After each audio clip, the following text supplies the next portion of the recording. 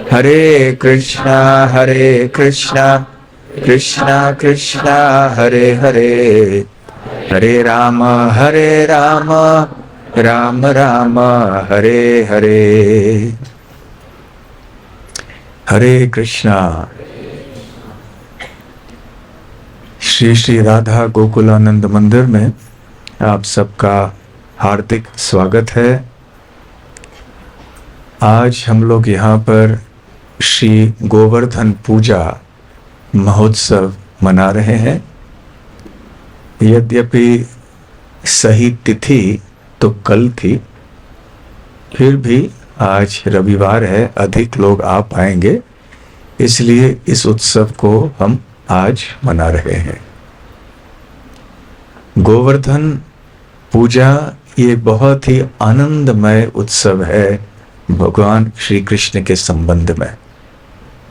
वैसे तो भगवान के संबंध में जितने भी उत्सव मनाए जाते हैं वो सब बहुत ही आनंदमय होते हैं, परंतु इनमें से कई ऐसे लीलाएं होती हैं भगवान की, जैसे कि गोवर्धन पूजा, जो बहुत विशेष होती है। भारत में भी और हिंदू समाज में बच्चा बच्चा जानता है भगवान कृष्ण की गोवर्धन लीला के बारे में। भगवान श्री कृष्ण ने 7 वर्ष के आयु पर विशाल गोवर्धन पर्वत को अपने बाएं हाथ के छोटी उंगली के ऊपर 7 दिन और 7 रात लगातार धारण किया। भगवान कृष्ण के अनेक नाम हैं, अनगिनत नाम हैं। उनके गुणों के संबंध में, उनके लीलाओं के संबंध में, और जहाँ तक गोवर्धन लीला का संबंध है, भगवान श्री कृष्ण के ऐसे कई प्रसिद्ध नाम हुए, जैसे कि गिरिधारी, गोवर्धनधारी इत्यादि। तो ये लीला बहुत महत्वपूर्ण है और साथ साथ गोवर्धन पर्वत भी बहुत महत्वपूर्ण है। पर्वत बहुत है इस पृथ्वी लोक के ऊपर भी और संपूर्ण ब्रह्मांड में भी, परंतु इन समस्त पर्वतों में से सबसे पावन, सबसे दिव्य, सबसे महत्वपूर्ण पर्वत है गोवर्धन पर्वत। वैसे गोवर्धन पर्वत कैसे यहाँ इस स्थान में प्रकट हुआ धरातल के ऊपर, इसके बारे में कई लीलाएं हैं जिनका वर्णन पुराणों में पाए जाते हैं। जैसे कि हनुमान जी लाए थे या पुलस्त्य ऋषि लाए थे इत्यादि।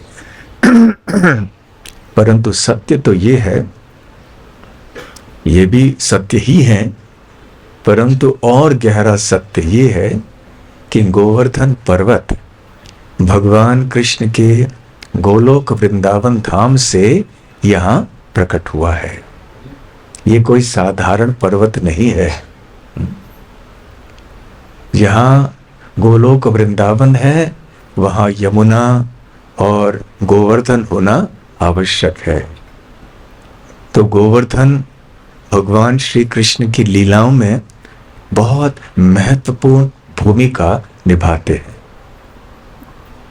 जिस प्रकार से भगवान श्री कृष्ण के बड़े भाई, उनके प्रथम विस्तार हैं, वो श्री कृष्ण भी हैं और साथ साथ वो श्री कृष्ण की सेवा भी करते हैं। इसलिए श्री कृष्ण को सेव्य भगवान कहते हैं और बलराम को सेवक भगवान कहते हैं। तो कृष्ण और बलराम दोनों ही भगवान हैं, परंतु बलराम क्यों प्रकट हुए हैं श्री कृष्ण से? कृष्ण की सेवा करने के लिए, इसलिए वो सेवक भगवान कहलाते हैं। और क्योंकि श्री कृष्ण सेवा स्वीकार करते हैं, सेवा के पात्र हैं, इसलिए श्री कृष्ण सेव्य भगवान कहलाते हैं। तो जिस प्रकार से बलराम जी भगवान होते हुए भी भगवान के सेवक है, ठीक उसी प्रकार से गोवर्धन भगवान भी हैं, श्री कृष्ण से अभिन्न हैं और साथ साथ श्री कृष्ण के श्रेष्ठ सेवक भी हैं। ये बहुत महत्वपूर्ण दार्शनिक या तात्विक बात है। वैसे गोवर्धन के बारे में बताया गया है कि हरिदास वर्य है। हंताय मत्रिरबला हरिदास वर्यो यद राम कृष्ण चरण स्पर्श प्रमोद मानम तनोति सह गण गो गणयोस्ततो तयोर्यत् पानीय सूयवस कंदर कंद मूलैहि। तो गोपियां विशेष करके श्रीमती राधा रानी गोवर्धन का गुणगान करती हैं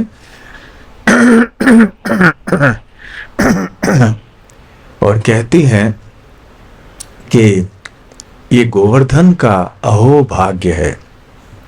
क्यों? क्योंकि ये गोवर्धन हरिदास वर्य है।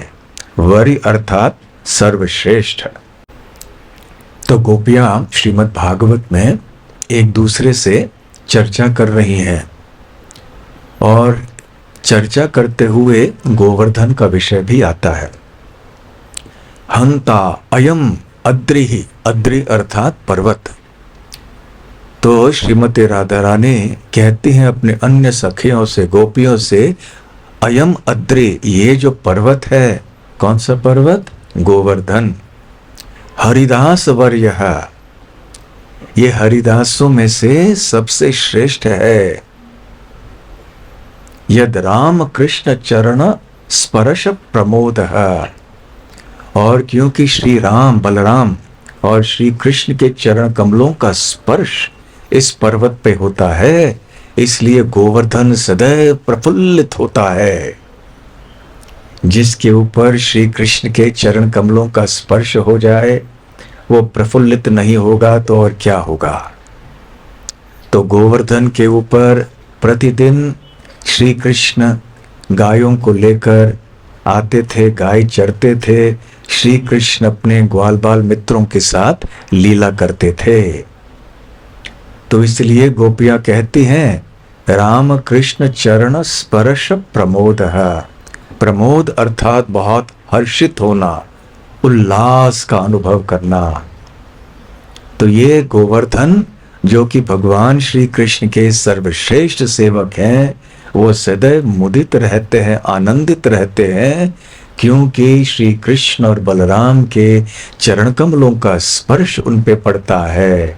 मानम तनोति सह गो गणयोस्तयोर्यत्, वो भगवान को नमन करते हैं, भगवान की सेवा करते हैं, अपना सम्मान अर्पित करते हैं। मानम तनोति सह गो गणयोस्तयोर्यत्, और केवल कृष्ण को नहीं, कृष्ण के जो ग्वाल बाल मित्र हैं और उनके जो गाय हैं उनको भी सम्मान अर्पित करते हैं। मानम तनोति सह गो गणयोस्तयोर्यत् पानीय सूयवस कंदर कंद मूलैहि। कैसे? थोड़े बहुत गुफे आदि होते हैं जिसके अंदर ग्वाल बाल जाके कभी विश्राम करते हैं, और जो हरी भरी घास होता है वहाँ पर, तो जो बछड़े और गाय होते हैं वहाँ चरते हैं। झरने होते हैं जिसका शीतल जल वो का पान करते हैं गाय और ग्वाल बाल। इस तरह से गोवर्धन भगवान श्री कृष्ण की सेवा करते हैं, नाना प्रकार से सेवा करते हैं, श्री कृष्ण की लीला में भाग लेते हैं, श्री कृष्ण के समस्त लीलाओं का दर्शन भी करते हैं। इसलिए गोवर्धन हरिदास वर्य है। श्रीमद् भागवतम में महाराज युधिष्ठिर को हरिदास कहा गया है, क्योंकि युधिष्ठिर महाराज कितने महान भक्त थे।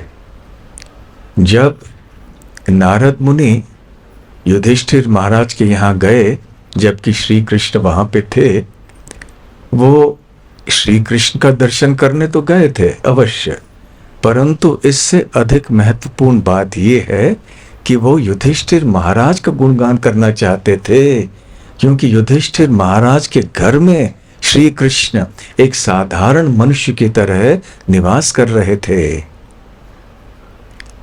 परम सत्य भगवान आके एक साधारण व्यक्ति की तरह उनके रिश्तेदार बनके युधिष्ठिर महाराज के परिवार में रह रहे हैं। तो युधिष्ठिर महाराज कितने महान भक्त हैं।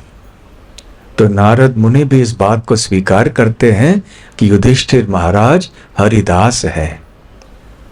साथ साथ में ये भी बताया जाता है हरिदास वर, और हरिदास और भी एक श्रेष्ठ हरिदास हैं, और वो हैं उद्धव।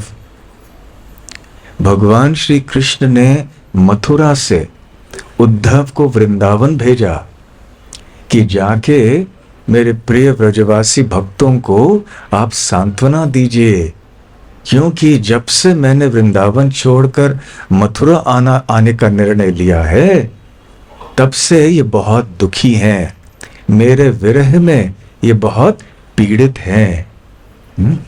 इसलिए कृपया आप जाके उनको सांत्वना दीजिए। तो उद्धव जाते हैं सांत्वना देने के लिए, परंतु होता कुछ और है। उनको सांत्वना देने के बजाय वृंदावन के निवासियों से बहुत कुछ सीख के आते हैं कि कृष्ण भक्ति क्या होती है, सबसे श्रेष्ठ कृष्ण भक्ति क्या होती है। महाराज युधिष्ठिर को वृंदावन नहीं भेजा श्री कृष्ण ने, उद्धव को भेजा। तो जहां तक सेवकों की बात आती है, यद्यपि युधिष्ठिर महाराज बहुत अच्छे महान भक्त हैं, उद्धव उनसे भी श्रेष्ठ माने जाते हैं, परंतु हरिदासों में से ये तीसरे हरिदास गोवर्धन हरिदास वर्य, सबसे श्रेष्ठ हरिदास गोवर्धन है। उद्धव से भी श्रेष्ठ हैं गोवर्धन। तो गोवर्धन स्वयं भगवान हैं, परंतु भगवान के दास भी हैं। तो हम जो कि श्री चैतन्य महाप्रभु के अनुयायी हैं, उनके शिक्षाओं के अनुसार हम भक्ति करने का प्रयास करते हैं, तो हम दोनों चीजें मानते हैं कि गोवर्धन श्री कृष्ण है और गोवर्धन श्री कृष्ण के दास हैं। इसलिए हम जब गोवर्धन परिक्रमा करते हैं तो हम गोवर्धन के ऊपर हमारे पैर नहीं रखते हैं, हम दूर से ही परिक्रमा करते हैं। तो कभी भी पास में नहीं जाना चाहिए। जो गोवर्धन के शिलाएं हैं, छोटे छोटे पत्थर हैं, उनको गिरिराज शिला कहते हैं, वो भी बहुत पवित्र हैं, उनके ऊपर भी हमारे पैर नहीं पड़ने चाहिए, और गलती से भी वहां से गिरिराज शिला उठा के यहाँ नहीं लाना चाहिए। और यदि कोई उठा के लाए हैं तो कृपया सम्मान पूर्वक जाके वहां रख लीजिए। जिस स्थान से आपने उठाया था उसी में रख लीजिए, और दोबारा कोई ऐसे गलती न करें। गिरिराज शिला को ऐसे उठा के नहीं लाना है। तो हम बहुत सम्मान करते हैं इस तरह से। गिरिराज की जो परिक्रमा की प्रथा है, वो तो स्वयं श्री कृष्ण ने शुरू की थी, और इसकी चर्चा संक्षेप में थोड़ी देर में हम करेंगे। तो गिरिराज भगवान हैं और भगवान के दास भी हैं, फिर भी चैतन्य महाप्रभु के शिक्षाओं के अनुसार हमारे लिए गोवर्धन का हरिदास वर्य होना अधिक महत्वपूर्ण है, क्योंकि गोवर्धन भगवान श्री कृष्ण के वृंदावन लीलाओं में सहायक हैं। उनकी भूमिका बहुत महत्वपूर्ण है। हम सब भक्ति क्यों कर रहे हैं? हम क्यों कर रहे हैं भक्ति, आप बताइए। क्या हमें धन चाहिए, हमें प्रसिद्धि चाहिए, स्वर्गलोक चाहिए? हम भक्ति क्यों कर रहे हैं? हाँ, कृष्ण प्रेम प्राप्त करने के लिए। ये हमारे जीवन का उद्देश्य है। हमें केवल कृष्ण प्राप्त नहीं करना है, कृष्ण प्रेम प्राप्त करना है। जब हम कहते हैं कि कृष्ण प्राप्त करना है, हमें समझना चाहिए कि इसका अर्थ होता है कृष्ण प्रेम को प्राप्त करना। वैसे तो कितने लोगों ने कृष्ण का दर्शन साक्षात किया है, कितने दुष्ट लोग भी हुए, उन्होंने भी भगवान का दर्शन किया, परंतु उनके मन में कभी ऐसे प्रेम की भावना उत्पन्न नहीं हुई। जो भी भगवान का दर्शन करता है वो दर्शन निष्फल नहीं होता, वो तो ठीक है।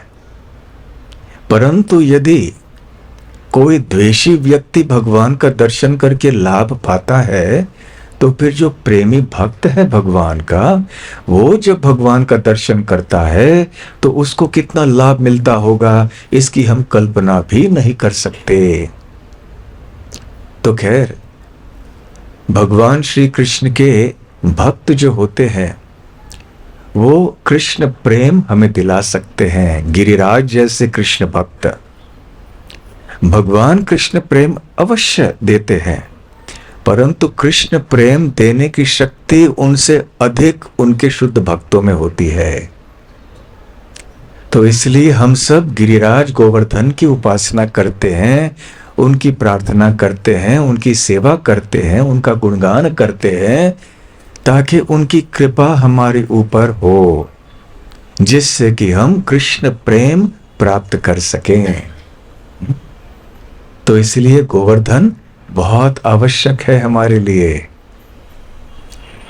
जब श्री चैतन्य महाप्रभु को एक भक्त ने आके गिरिराज शिला और गुंजमाला दी, तो बहुत आनंद से उन्होंने इन दो उपहारों को स्वीकार किया और प्रतिदिन अपने वो गले में गुंजमाला पहनते थे और गोवर्धन शिला को अपने कभी सर पे रखते थे, कभी कपाल पे रखते थे, कभी अपने वक्षस्थल पे रखते थे।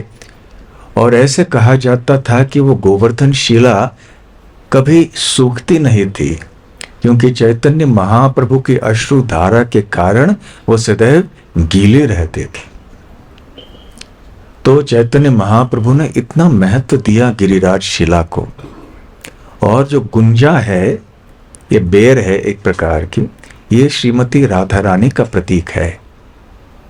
तो इसलिए गोवर्धन श्री कृष्ण के प्रतीक हैं, श्री कृष्ण भक्त के प्रतीक हैं, और गुंजमाला ये राधा रानी के प्रतीक है। तो जब रघुनाथ दास गोस्वामी वहां पर जगन्नाथपुरी में रहते थे, तो एक बार चैतन्य महाप्रभु ने रघुनाथ दास गोस्वामी को बुलाया और कहा कि ये दो उपहार मैं तुम्हें दे रहा हूं। और वो क्या है? एक ये गोवर्धन शिला और ये गुंजमाला। तो रघुनाथ दास गोस्वामी ने बहुत ही कृतज्ञता से इनको स्वीकार किया, गुंजमाला गले में पहन ली और ये गोवर्धन शिला की उपासना करने लगे प्रतिदिन।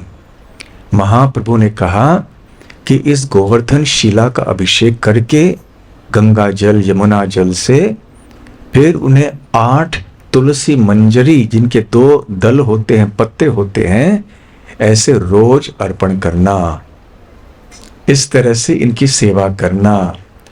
और थोड़े दिनों बाद महाप्रभु ने कहा कि अभी और थोड़े मीठे व्यंजन भी गिरिराज शिला को अर्पण करना। और जब रघुनाथ दास गोस्वामी वृंदावन आए, वो भी अपने साथ गिरिराज शिला आदि लेकर आए। तो ये बहुत महत्वपूर्ण है हम सबके लिए। जहाँ तक परिक्रमा की बात है, स्वयं भगवान श्री कृष्ण श्री चैतन्य महाप्रभु जब वृंदावन आए थे, उन्होंने भी परिक्रमा की। तो इस प्रकार से हम जान सकते हैं कि गिरिराज का महत्व हमारे जीवन में कितना है। तो एक बार हुआ ये कि नंद महाराज सारे ब्रजवासियों के साथ में इंद्रदेव की उपासना करने की तैयारी कर रहे थे, एक विशाल यज्ञ संपन्न करने जा रहे थे। तो श्री कृष्ण उस समय केवल 7 वर्ष के थे। उन्होंने आकर पिताजी से पूछा कि पिताजी, ये सारा अनुष्ठान जो है, ये किस लिए आप मना रहे हैं? क्या कारण है इसके पीछे, किनकी उपासना हो रही है और इसके पीछे कारण क्या है? तो नंद महाराज ने कहा कि देखो कृष्ण, हम इंद्रदेव की पूजा करने जा रहे हैं, क्योंकि इंद्रदेव वर्षा देते हैं। वर्षा के कारण घास उगता है, घास उगने के कारण गाय चर सकते हैं, और जब गाय चरते हैं तो हृष्ट पुष्ट हो जाते हैं और प्रचुर मात्रा में दूध देती हैं, और जब गाय दूध देती हैं तो फिर हमारा जीवन निर्वाह होता है। दूध से हम कितने और पदार्थ बना सकते हैं, और दूध को देकर हम अन्य वस्तुएं भी ले सकते हैं। तो क्योंकि हमारी जीविका गायों के ऊपर निर्भर है, और गाय घास के ऊपर निर्भर है, और घास वर्षा के ऊपर निर्भर है, और वर्षा इंद्र के ऊपर निर्भर है, इसलिए हम इंद्रदेव की पूजा करने जा रहे हैं। तो श्री कृष्ण मन ही मन में सोच रहे थे, एनरी मैं परम सत्य भगवान यहाँ पर हूँ वृंदावन में, तो मुझे छोड़ के ये देवता के पास क्यों जा रहे हैं? इंद्रदेव तो मेरे सेवक हैं, मेरे दास हैं, मेरे प्रतिनिधि हैं, तो मुझे छोड़कर ये इंद्रदेव की उपासना मेरे ही भक्त क्यों कर रहे हैं? तो भगवान ने सोचा कि चलो अभी एक बहुत ही अद्भुत चमत्कार का उत्सव प्रारंभ करते हैं। और श्री कृष्ण तो सर्वज्ञ हैं, वो जानते थे कि स्वर्ग में रहने वाले इंद्रदेव के हृदय में घमंड कुछ बढ़ गया था। तो श्री कृष्ण एक ऐसे उत्सव करना चाहते थे, एक ऐसी लीला करना चाहते थे जिसके द्वारा इंद्र का मान भंग हो जाए। जब भी किसी भक्त के हृदय में घमंड आ जाता है तो श्री कृष्ण स्वयं हस्तक्षेप करते हैं, इस प्रकार से कि भक्त जो है वो फिर से विनम्र हो जाए। वैसे भक्त को घमंड नहीं आना चाहिए, परंतु आ भी जाए तो श्री कृष्ण बड़ी कृपा करके उसके घमंड को निकाल लेते हैं। और वैसे भी जो भक्त नहीं हैं, जिनके अंदर घमंड है, उनका घमंड तो चूर होना ही होना है, आज नहीं तो कल। अंततः जब मृत्यु आती है तो सबका घमंड खत्म हो जाता है। तो ये पहला कारण था। दूसरा कारण ये था, श्रीधर स्वामी बताते हैं कि श्री कृष्ण एक बहुत सुंदर अन्नकूट का उत्सव मनाना चाहते थे सारे ब्रजवासियों के साथ में, ताकि सारे ब्रजवासी बहुत आनंद का अनुभव करें। तीसरा कारण ये था कि वो गोवर्धन पर्वत को उठाकर सारे ब्रजवासियों को उस गोवर्धन पर्वत के नीचे 7 दिन के लिए रखना चाहते थे, ताकि उन सबको श्री कृष्ण का सानिध्य 24 घंटे 7 दिन तक मिलता रहे। साधारणतः क्या होता था, व्रजवासी श्री कृष्ण को प्रातः काल में एक बार देखते थे और सायंकाल में एक बार देखते थे। दिन भर तो श्री कृष्ण गायों को चराने के लिए वन में जाते थे। तो इस बार गोवर्धन पर्वत उठाने के कारण सारे ब्रजवासियों को एक अवसर मिल गया गोवर्धन पर्वत के नीचे आने के लिए और श्री कृष्ण का सतत दर्शन करने के लिए। तो श्री कृष्ण सोचा, हाँ ऐसा करना बहुत अच्छा रहेगा। और फिर उन्होंने अपने पिता से कहा, अरे पिताजी देखिए, इंद्रदेव की क्या भूमिका है हमारे जीवन में। हम लोग जैसे कर्म करते हैं वैसे फल मिलता है। भगवान श्री कृष्ण ने कर्मवाद का सिद्धांत आगे रखा, यद्यपि कर्मवाद परम सिद्धांत नहीं है। ऐसे कई लोग मानते हैं ना कि कर्म ही पूजा है। कर्म पूजा नहीं है जब तक कि वो कर्म भगवान से संबंधित न हो। जो कर्म भगवान की प्रसन्नता के लिए किए जाते हैं वही कर्म पूजा माने जाते हैं। ऐसा नहीं कि कोई भी कर्म पूजा हो जाता है। तो उन्होंने कहा नहीं, ऐसे नहीं करना, कर्म ही प्रधान है इसमें, भगवान इसमें इंद्रदेव की क्या भूमिका है। इस प्रकार से भगवान कृष्ण ने कई ऐसे बातें कही।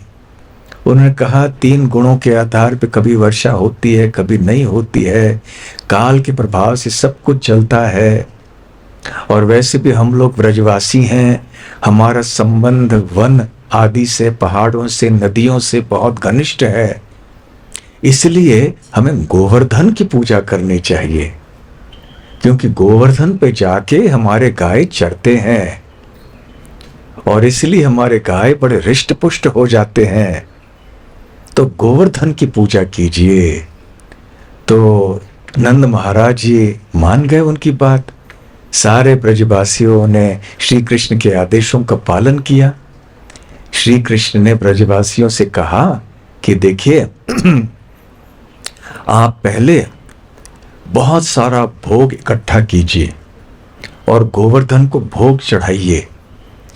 आप सब लोग मिलजुल कर गोवर्धन की परिक्रमा कीजिए और फिर जो गाय हैं, ब्राह्मण हैं और पवित्र अग्नि है और गोवर्धन भी, इन सब की परिक्रमा करके हम फिर ये अन्नकूट का आनंद लेंगे। अन्नकूट अर्थात क्या है? जो बहुत भोग, कूट या एक बहुत बड़े पहाड़ की मात्रा में जो भगवान को भोग चढ़ाया जाता है, उसको अन्नकूट कहते हैं। तो जैसे श्री कृष्ण ने कहा था वैसे ही ब्रजवासियों ने किया।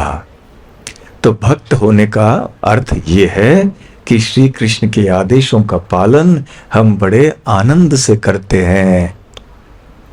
तो ब्रजवासी सारे बैठ गए अपने बैलगाड़ी, गोपियां बैलगाड़ियों में बैठे, जो गोपगण हैं वो चलते गए और इस तरह से अपने गाय बैलों को साथ में लेकर ब्रजवासी गण गोवर्धन की परिक्रमा करने लगे। श्री कृष्ण भी उनके साथ में थे। श्री कृष्ण ने भी परिक्रमा की। इस तरह श्री कृष्ण ने गोवर्धन पूजा और गोवर्धन परिक्रमा की प्रथा प्रारंभ की स्वयं। और आगे चल के जब परिक्रमा आदि समाप्त हुई, भगवान गोवर्धन को अर्पण करना था ये सारा भोग, तो भगवान श्री कृष्ण ने एक विशाल रूप स्वीकार कर लिया, गोवर्धन का रूप।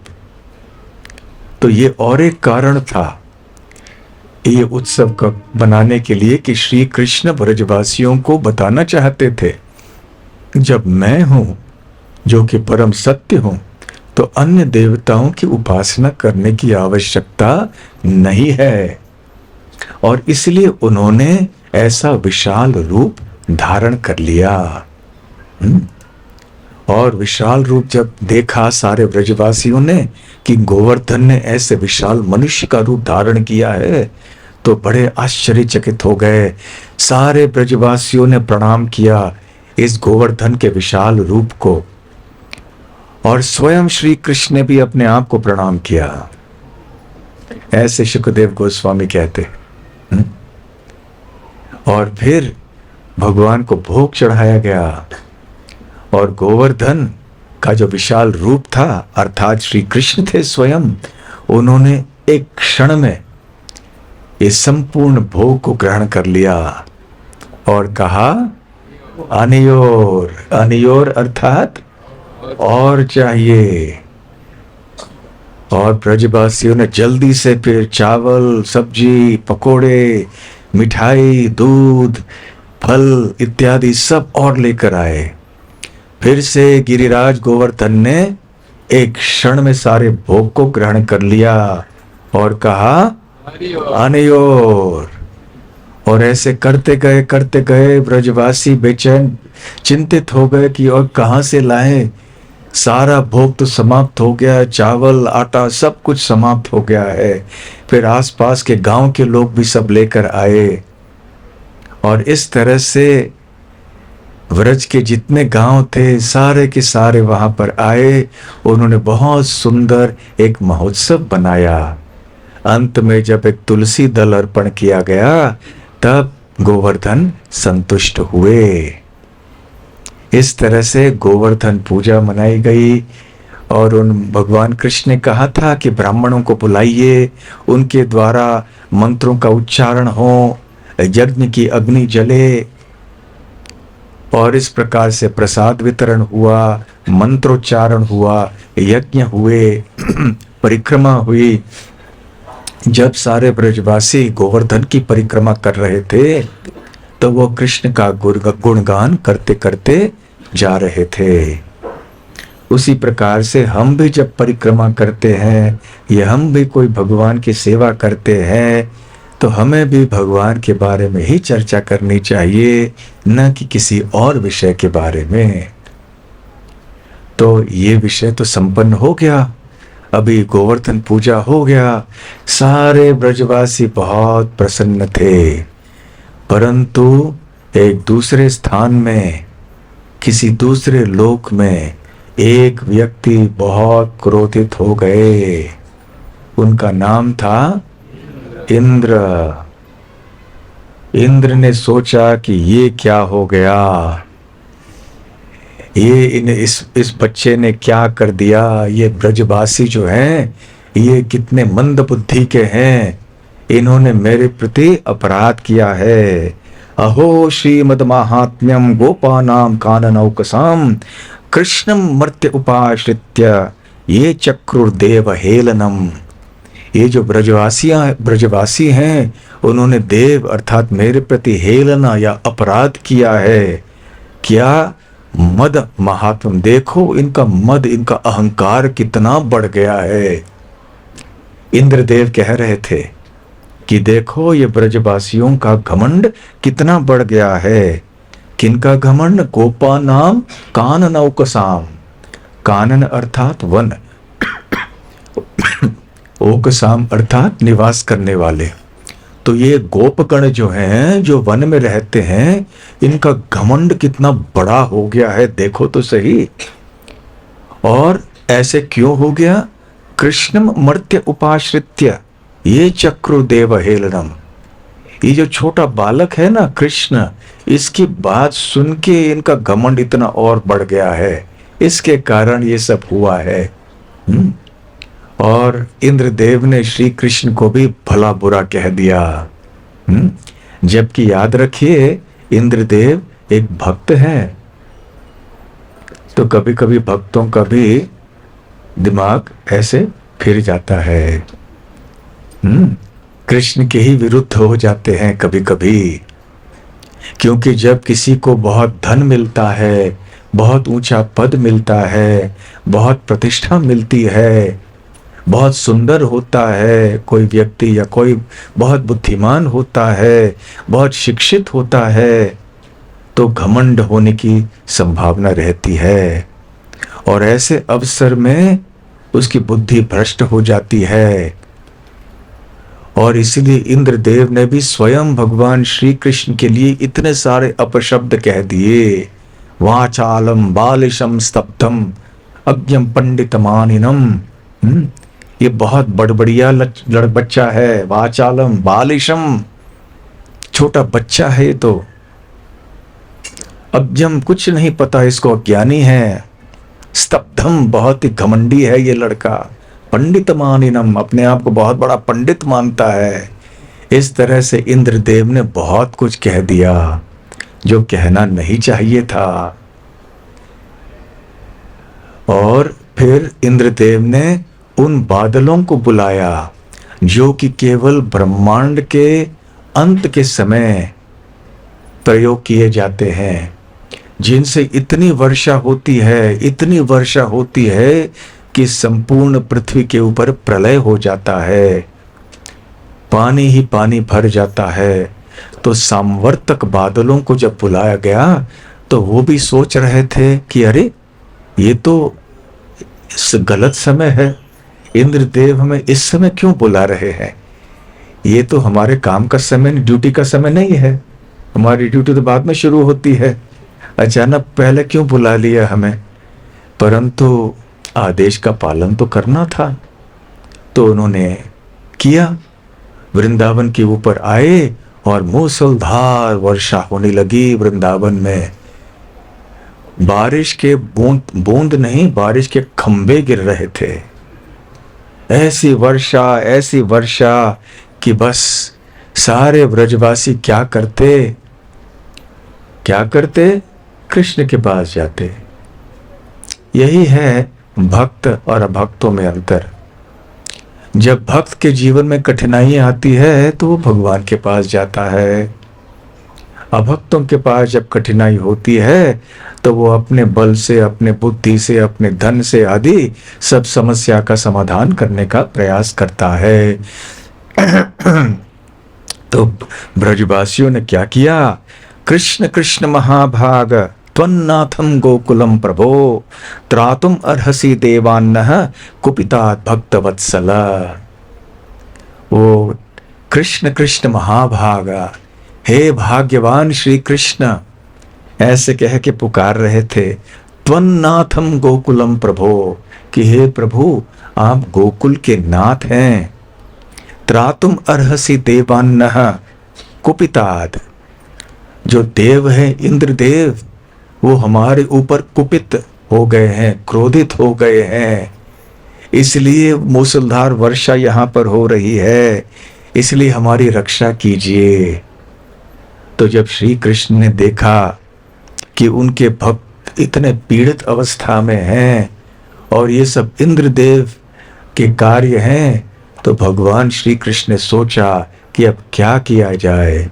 तो ठीक है, अभी गोवर्धन पर्वत उठाऊंगा और एक ऐसे सुंदर लीला में प्रदर्शित करूंगा कि आने वाले लाखों सालों तक मेरे भक्त इस लीला का स्मरण, श्रवण, कीर्तन करते रहेंगे।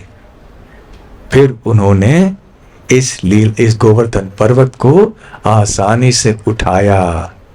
शुकदेव गोस्वामी कहते हैं, उत्वैकेन हस्तेन कृत्वा गोवर्धनाचलम दधार लीलया विष्णु छत्राकम इव बालकः। इति उत्वा एकेन हस्तेन, इस तरह से श्री कृष्ण ने कहा कि अरे ये इंद्र की चाल है। तो ऐसे कह के उन्होंने क्या किया? एकेन हस्तेन, एक हाथ से उन्होंने कृत्वा गोवर्धनाचलम दधार, दधार मतलब धारण किया। क्या धारण किया उन्होंने? गोवर्धन अचलम, अचल अर्थात पर्वत, कृत्वा मतलब उन्होंने किया। तो श्री कृष्ण ने एकेन हस्तेन, एक हाथ से, अपने बाएं हाथ की छोटी उंगली से उन्होंने गोवर्धन पर्वत को उठा दिया। और कैसे उठा दिया? लीलया, खेल खेल में उठा दिया। किस प्रकार से? छत्राकम इव बालकः, जैसे गगनधूली आप जानते हैं, जिसको अंग्रेजी में मशरूम बोलते हैं, एक फूल की तरह होता है नीचे, तो आसानी से बच्चा भी उसे उखाड़ सकता है। तो श्री कृष्ण ने गोवर्धन पर्वत को आसानी से उठा दिया, जैसे बच्चा एक गगनधूली को उठाता है। भगवान कृष्ण ने गोवर्धन पर्वत को उठाया और अपने हाथों में, कर कमलों में धारण करके सारे ब्रजवासियों को निमंत्रण दिया, आइए आइए मेरे प्रिय ब्रजवासी भक्त, इस गोवर्धन पर्वत के नीचे आइए, यहाँ पर आप सुरक्षित हैं। ना इंद्रदेव आपका कुछ बिगाड़ पाएंगे, ना और कोई। निश्चिंत होकर यहाँ पे आप आइए। तो सारे ब्रजवासी तुरंत उस गोवर्धन पर्वत के नीचे आ गए। अब यदि हमें ऐसे कुछ कहा जाए तो हम तो 10 बार सोचेंगे कि अरे उतना कुछ उठा लिया, कुछ गिर जाए तो क्या होगा। परंतु ब्रजवासियों को पूरी श्रद्धा थी श्री कृष्ण में, इसलिए बिना हिचकिचाए वो गोवर्धन पर्वत के नीचे चले गए। और गाय, बछड़े, बैल, गोपियां, गोपगण, बच्चे, सारे के सारे गोवर्धन पर्वत के नीचे आ गए। और उसके बाद 7 दिन तक लगातार एक ऐसे उत्सव हुआ। बस ब्रजवासियों को ये ऐसा अवसर मिला कि वो भगवान श्री कृष्ण का 24 घंटे दर्शन कर पाए। किसी भी व्रजवासी को, मनुष्य या पशु, उनको थकावट नहीं हुई, नींद नहीं आई, भूख नहीं लगी, प्यास नहीं लगी, तनाव नहीं हुआ, कोई चिंता नहीं हुई, और भगवान कृष्ण से ध्यान तनिक भी हटा नहीं। केवल आनंद के समुद्र में सारे ब्रजवासी तैर रहे थे। क्यों? क्योंकि वो सीधे भगवान श्री कृष्ण का दर्शन कर रहे थे। श्री कृष्ण अपने स्मित हास्य के रूप में खड़े थे।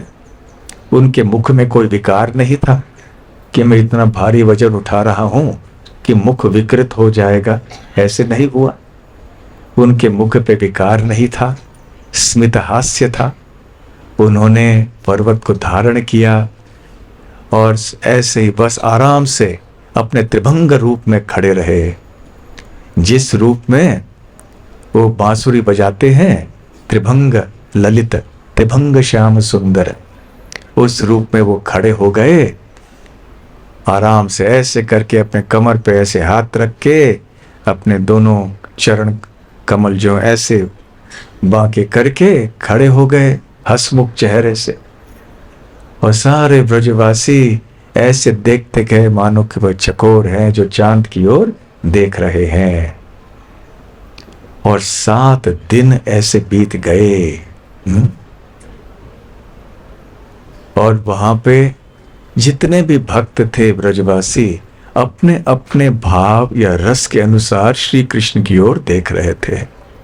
माता यशोदा सोच रही थी, अरे श्री कृष्ण को भूख लगी होगी, तो उन्होंने जाके श्री कृष्ण को खिलाना चाहा, कुछ दही मिश्री कुछ खा लो, ताकत आ जाएगी, थोड़ा इतना भारी वजन उठा रहे हो। जो दूसरे वरिष्ठ गोपगण थे उन्होंने सोचा कि अरे ये छोटा बच्चा इतने बड़े पहाड़ को धारण कर रहा है, तो हमें भी उसकी सहायता करनी चाहिए।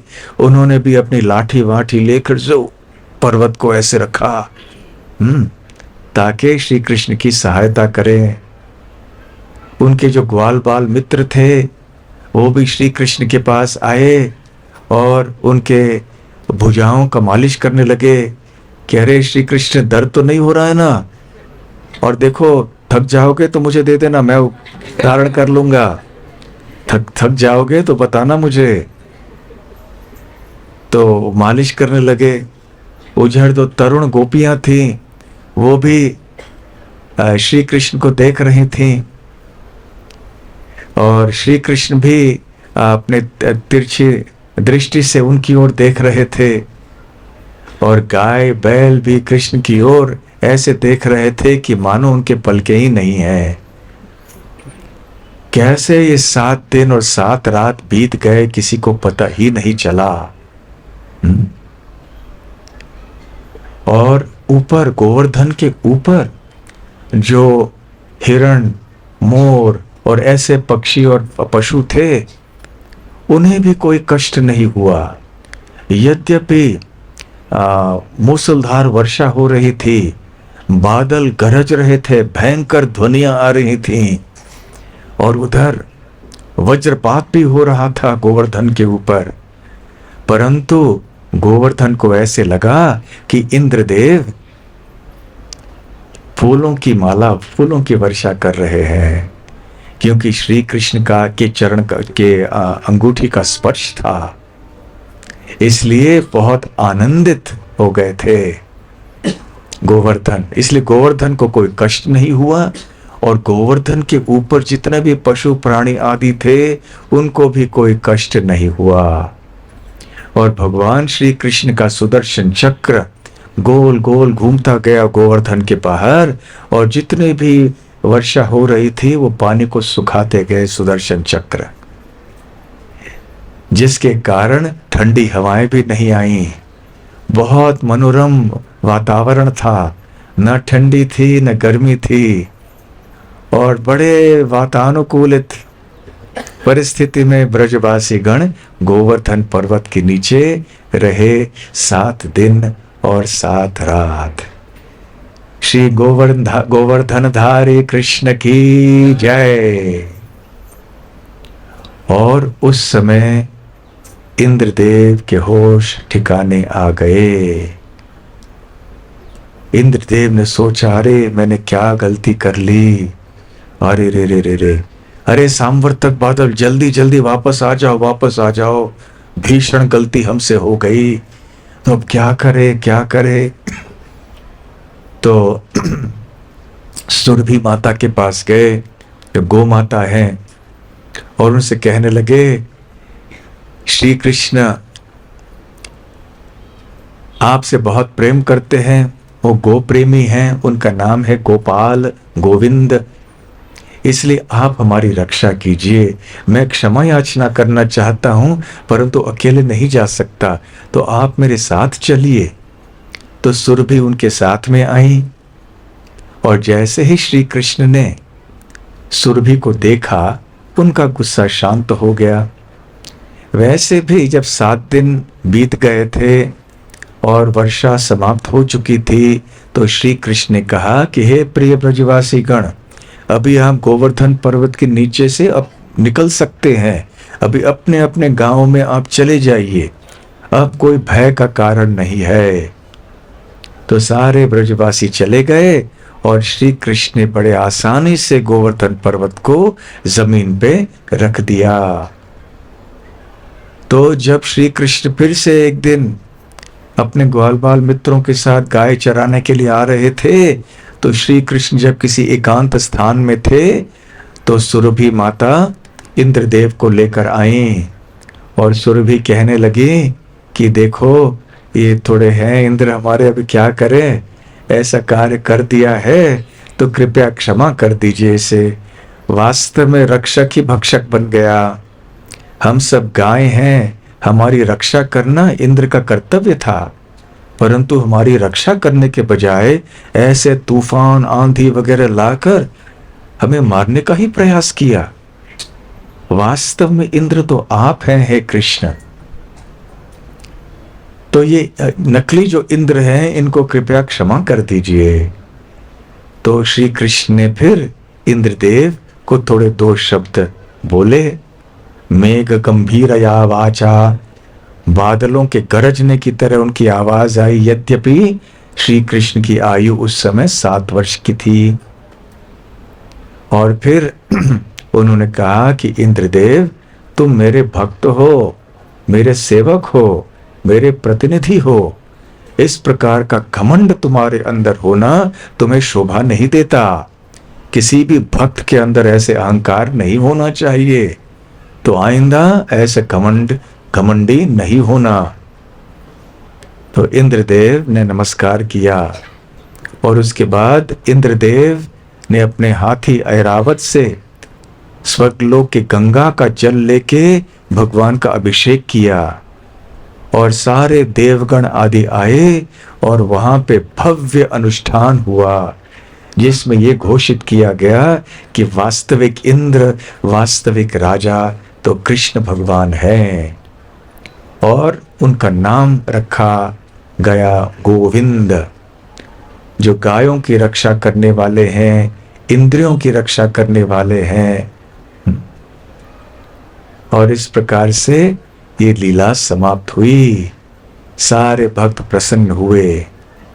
जब ये ब्रजवासी गोवर्धन पर्वत के नीचे थे, तो उनको पता नहीं चला था कि क्या हो रहा है, कि इतना बड़ा पहाड़ कैसे उठा रहे हैं। इतना सोच विचार नहीं किया, विश्लेषण नहीं किया इस बात का। परंतु जब वापस चले गए, फिर सोचने लगे, अरे ये क्या हुआ अभी 7 दिन, पिछले 7 दिनों में हुआ क्या। कभी कभी ऐसे होता है ना, हम सबके साथ कुछ हो जाता है, जाने के बाद घर में हमको पता चलता, अरे ये क्या हो गया, मुझे पता ही नहीं चला उस समय क्या हुआ। तो ठीक उसी प्रकार से जब सारे ब्रजवासी अपने अपने घरों में चले गए, तो उनके मन में प्रश्न आया कि अरे ये क्या हो गया, एक छोटे से बालक ने इतना बड़ा पहाड़ उठा लिया। तो सारे ब्रजवासी आपस में मिलजुल कर चर्चा करने लगे, ये कैसे संभव है, ये कौन है ये बच्चा? और आपस में चर्चा करते करते वो सब भ्रमित हो गए, उनको कोई ठीक निष्कर्ष नहीं मिला। तो उन्होंने कहा कि चलो नंद महाराज के पास जाते हैं। तो नंद महाराज के पास गए और कहा कि अरे नंद बाबा, ये आपका जो पुत्र है ये है कौन? ये क्या देवता है या भगवान है या क्या इसके पास कोई जादू है, शक्ति है, क्या है ये बच्चा? वैसे जब साधारण अवस्था में कोई बादल गरजते हैं तो ये घबरा जाता है, अपने माँ के गोदी में जाता है, अपने ग्वाल बाल मित्रों के साथ खेलता है, शरारत करता है, मस्ती बहुत कर लेता है। लेकिन कभी कभी ऐसे बड़े बड़े असुरों का वध कर देता है, पूतना, तृणावर्त, अघासुर, बकासुर, वत्सासुर, ऐसे कितने सारे असुरों का वध किया इसने। तो हम कुछ समझ नहीं पा रहे हैं, इस छोटे से बालक के कार्यकलापों में हम कितना विरोधाभास देख रहे हैं। एक है ये नाजुक छोटा लड़का बच्चा, और दूसरा ये इतना बलवान बच्चा जो कि बड़े बड़े असुरों का वध करता है। तो ये हमारे गांव में कैसे आ गया ये बच्चा, हमारे बीच में इसने जन्म कैसे लिया? तो नंद महाराज हंसने लगे। नहीं नहीं, देखो, जब गर्ग ऋषि यहाँ आए थे नामकरण के समय, तो उन्होंने बताया था कि आपका जो पुत्र है नारायण नारायण के समान है। और पहले वो वसुदेव का पुत्र था, इसलिए इसका नाम वासुदेव हो गया है। और आगे चल के ये बहुत सारे चमत्कार करने वाला है, इसलिए ऐसे इसके बारे में भविष्यवाणी भी हुई है, इसलिए आप निश्चिंत रहिए। तो नंद महाराज के आश्वासन भरे बातों को सुनकर व्रजवासी बड़े संतुष्ट हुए, अपने अपने घर में चले गए। और उनका प्रेम श्री कृष्ण के प्रति और भी तीव्र और भी मधुर हो गया। तो श्री कृष्ण जब ऐसी लीलाएं प्रदर्शित करते हैं, इसका परिणाम भक्तों के लिए यही होता है कि भक्तों का प्रेम बढ़ जाता है, बल्कि जो अभक्त हैं उनका द्वेष बढ़ जाता है। कई भक्त नहीं, कई लोग भगवान श्री कृष्ण की रास लीला आदि की निंदा करते हैं और वो कहते हैं श्री कृष्ण करते हैं तो हम क्यों नहीं करें। तो श्रील प्रभुपाद जी उत्तर देते हैं कि हाँ, यदि आपको श्री कृष्ण की तरह रास लीला करनी है तो आपके इसके पहले गोवर्धन पर्वत को उठाना चाहिए। गोवर्धन पर्वत आप नहीं उठा पाएंगे तो आपको रास लीला भी नहीं करनी चाहिए। भगवान की नकल नहीं करनी चाहिए, हमें भगवान के आदेशों का पालन करके उनके प्रति प्रेम प्राप्त करने का प्रयास करना चाहिए। तो ये अति सुंदर लीला भगवान कृष्ण की है। तो आइए अब श्रील रघुनाथ दास गोस्वामी द्वारा विरचित ये सुंदर प्रार्थना हम बोलते हैं, गाते हैं। श्री गोवर्धन वास प्रार्थना दशकम। गोवर्धन वास अर्थात गोवर्धन के पास रहने के लिए एक प्रार्थना तो 10 श्लोकों में है, और हर एक पंक्ति के अंत में आप देखेंगे निज निकट निवासम देहि गोवर्धन त्वम, जिसमें रघुनाथ दास गोस्वामी गिरिराज गोवर्धन से प्रार्थना कर रहे हैं कि आपके निकट मुझे आप एक निवास स्थान दीजिए। तो आज गोवर्धन पूजा के समय हमें ये इसी तरह की प्रार्थना करनी चाहिए। ऐसे घबराइए मत, अपने परिवार आदि को छोड़कर वहां जाके रहना नहीं, अपने हृदय में रहना है। और अंततः जब हमारा जीवन समाप्त हो जाएगा तो भगवान हमें उनके गोवर्धन में ले जाएंगे। ठीक है।